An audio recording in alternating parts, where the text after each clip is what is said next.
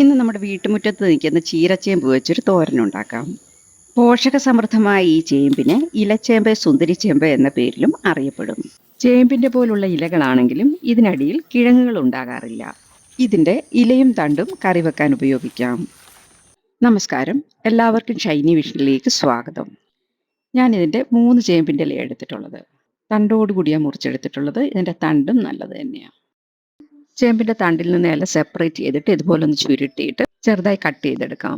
അതുപോലെ തണ്ടും 4ആയിട്ട് കീറിയിട്ട് ചെറുതായിട്ട് അരിഞ്ഞെടുക്കാം. ഇനിയും അരപ്പുണ്ടാക്കാനായി അരമുറി തേങ്ങ എടുത്തിട്ടുണ്ട്. അതിലോട്ട് 1/4 ടീസ്പൂൺ മഞ്ഞൾപ്പൊടിയും 5-6 അല്ലി വെളുത്തുള്ളിയും അതുപോലെ എരിവിന് ആവശ്യത്തിനുള്ള കാന്താരിയാണ് എടുത്തിട്ടുള്ളത്. ഇത് ഇത്രയൊന്ന് ചതച്ചെടുക്കാം. ചീനച്ചട്ടി അടുപ്പത്ത് വെച്ച് 2 ടേബിൾ സ്പൂൺ എണ്ണ ഒഴിച്ച് ചൂടായി വരുമ്പോൾ കടുകിന് പകരം 1 ടേബിൾ സ്പൂൺ പുഴുക്കലരിയാണ് ഇടുന്നത്.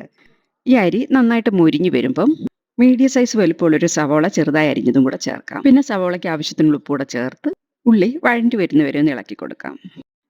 ഇപ്പോൾ ഉള്ളി ചെറുതായി വഴണ്ടി വന്നിട്ടുണ്ട്. ഇനി ഇതിലോട്ട് ചീരയുടെ തണ്ടിട്ട് കൊടുക്കാം. ഇനി ഇതിന് മുകളിലോട്ട് തേങ്ങ ചതച്ച് വെച്ചതിൻ്റെ പകുതി ഇട്ട് കൊടുക്കാം. പിന്നെ ഇതിലേക്ക് വേണ്ടുന്ന ഉപ്പ് കുറച്ച് വിതറി കൊടുക്കാം. ഇനി അരിഞ്ഞു വെച്ചിരിക്കുന്ന ചേമ്പിലിട്ട് കൊടുക്കാം. പിന്നെ ബാക്കിയുള്ള അരപ്പും ഇതിലേക്ക് ആവശ്യത്തിനുള്ള ഉപ്പ് കൂടെ ചേർക്കാം. തേങ്ങ ചതച്ചപ്പം അതിൻ്റെ കൂടെ 2 ടേബിൾ സ്പൂൺ വെള്ളം കൂടെ ചേർത്തിട്ടുണ്ടായിരുന്നു. ഇനി ഇത് അടച്ചു വെച്ച് വേവിക്കാം. ഇത് പെട്ടെന്ന് വെന്ത് കിട്ടും. ഒരു ആവി കയറിയാൽ തന്നെ വേവും. വേറെ വെള്ളമൊന്നും ചേർത്തിട്ടില്ല, അതുകൊണ്ട് ലോ ഫ്ലെയിമിലിട്ട് തന്നെയാണ് വേവിക്കേണ്ടത്. ഇനി അടിവശത്തെ തണ്ടൊക്കെ മേലോട്ടും ഈ ഇലയെല്ലാം താഴോട്ടും ആക്കി കൊടുക്കാം. പിന്നെ ഒന്നുകൂടെ ആവി കയറുമ്പോഴത്തേനും വെന്ത് കിട്ടും. വെന്ത് വരുമ്പോഴേക്കും നമ്മൾ വെച്ചതിൻ്റെ പകുതിയായി തീരും.